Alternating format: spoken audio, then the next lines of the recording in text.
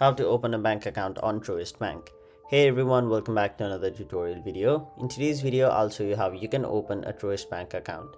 So to do that, first of all, open up the Truist app and simply tap on the option open an account. Now once you've done that, you'll have to choose the account type you'd like to open. So it can be a checking account, savings account, credit account, or certificate of deposit.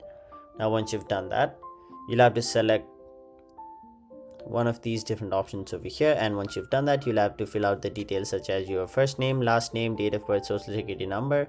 Then tap on the option continue. After that, you'll have to verify your identity, so you'll have to take a photo of either your driver's license or your state ID. After that, take a selfie and simply answer a few questions about your identity, mainly your credit history.